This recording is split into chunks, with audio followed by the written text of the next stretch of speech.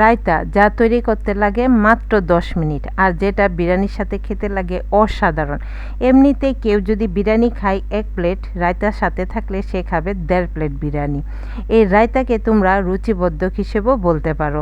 রায়তার সাথে থাকলে বিরিয়ানি যে কীভাবে গপাগপ করে খেতে থাকবে তোমরা নিজেরাই জানবে না। আর তাছাড়া রায়তা তৈরি করতে কিন্তু গ্যাস বা চুলা কোনো কিছুরই প্রয়োজন হয় না।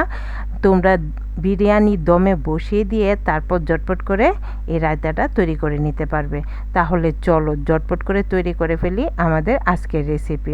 এই রেসিপি তৈরি করতে প্রথমে বললাম আমি গ্যাসেরও দরকার পড়বে না, চুলারও দরকার পড়বে না, শুধু কয়েকটি উপাদান আগে থেকে রেডি করে নিবে, তাহলেই তৈরি করে নিতে পারবে। আর সেই জন্য প্রথমেই দেখতে পাচ্ছ আমি পেঁয়াজ কুচি কুচি করে কেটে নিয়েছি, আর তারপর এখানে কাঁচামরিচও কুচি কুচি করে কেটে নিচ্ছি। যতগুলো উপাদান লাগবে সবগুলো তোমরা যতটা সম্ভব কুচি কুচি করে কেটে নেবে। কে কতটা তাড়াতাড়ি কুচি কুচি করতে পারো এই রেসিপিতে তার পরীক্ষাই হয়ে যাবে। তো দেখো পেঁয়াজ কাঁচামরিচ কাটা হয়ে গেছে, এখানে নিয়ে নিলাম আমি একটি টমেটো বিচিটা ফেলে দিয়ে তারপর কুচি কুচি করে কেটে নিব। যতটা সম্ভব ছোট ছোট টুকরো করে কেটে নিতে হবে। টমেটো কেটে নিব, আর তারপর এখানে নিয়ে নিব আমি ধনেপাতা আর পুদিনা পাতা। রায়তাতে কিন্তু অবশ্যই পুদিনা পাতাটা তোমরা দিতে চেষ্টা করবে। পুদিনা পাতা কিন্তু হজমেও অনেক সাহায্য করে, তোমরা সবাই জানো। তো দেখো ধনেপাতা যতটা সম্ভব কুচি কুচি করে কেটে নিচ্ছি। ধনেপাতা কুচি কুচি করে কেটে নিয়ে তারপর পুদিনা পাতাও কেটে নিব। ধনেপাতা এবং পুদিনা পাতা কাটা হয়ে গেলে অতি অবশ্যই রায়তাতে লাগবে শসা এবং গাজর। শসা আর গাজরটাকে আমরা কুচি কুচি করে কাটবো না, এটাকে বরং গ্রেট করে নিব।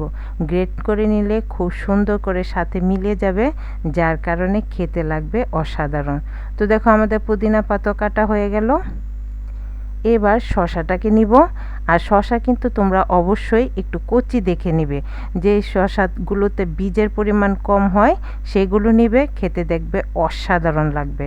তো দেখতে পাচ্ছ শসাটা কিন্তু আমি এবার গ্রেট করে নিব।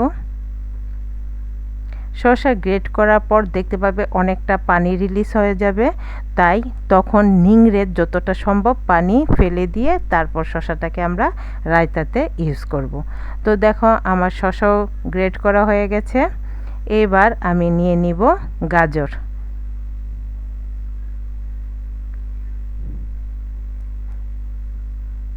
গাজরটাকেও গ্রেট করে নিব, আর গাজর গ্রেট করে নিলেই আমাদের মোটামুটি প্রিপারেশন শেষ।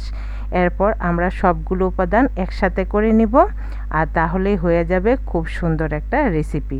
তো দেখতেই পাচ্ছ গাজরটাকেও গ্রেট করে নিচ্ছি। আর এই সবগুলো উপাদান তোমরা তোমাদের প্রয়োজন অনুযায়ী করবে। আমার প্রয়োজন অনুযায়ী আমি এখানে শসা গাজর একটি একটি করে নিয়েছি, তোমরা চাইলে বাড়িয়ে বা কমিয়েও নিতে পারো। তো দেখো গাজরটাকে এবার গ্রেট করে নিলাম। এবার আসল কাজ, সেটা হচ্ছে সবগুলোকে একসাথে করার পালা। সেই জন্য এখানে দেখো আমি নিয়েছি জল জড়ানো টক দই, আর টক দইটা কিন্তু অবশ্যই তাজা হতে হবে, বাসি টক দই হওয়া যাবে না, তাহলে অনেক সময় টকটক বেশি লাগে, খেতে ভালো লাগে না। তো দেখো জল জড়ানো টক দইটা আমি প্রথমে খুব ভালো করে ফেটিয়ে নিলাম, আর তারপর এখানে এক এক করে যতগুলো উপাদান আমরা আগে কেটে রেখেছিলাম সেগুলো অ্যাড করে দিব। দিয়ে দিলাম পেঁয়াজ কুচি, কাঁচামরিচ কুচি, ধনেপাতা এবং পুদিনা পাতা কুচি, টমেটো কুচি, গ্রেট করা গাজর এবং গ্রেট করা শসা। এরপর এর সাথে আরও কিছু বেসিক মশলা অ্যাড করে দিব। প্রথমেই দিয়ে দিব এখানে আমি বিট লবণ। তোমরা চাইলে এখানে সাধারণ লবণটাও দিতে পারো, তবে বিট লবণ কিন্তু অবশ্যই দিতে হবে। এরপর দিয়ে দিব 1 চামচ ভাজা জিরে গুঁড়ো আর 1 চামচ চাট মশলা। দিয়ে দিব এখানে 1 চামচের মতো চিনি। চিনিটা তোমরা তোমাদের স্বাদ অনুযায়ী বাড়িয়ে বা কমিয়ে দিতে পারো। এবার আর কিছুই না, জাস্ট সবগুলো উপাদান অ্যাড করে দিব।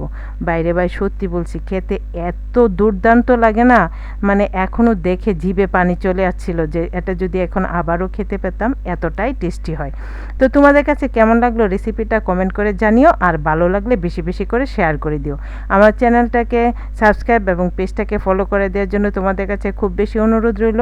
সবাই খুব বেশি ভালো থাকো, দেখা হবে পরবর্তী নতুন কোনো ভিডিওতে। Tata, bye bye.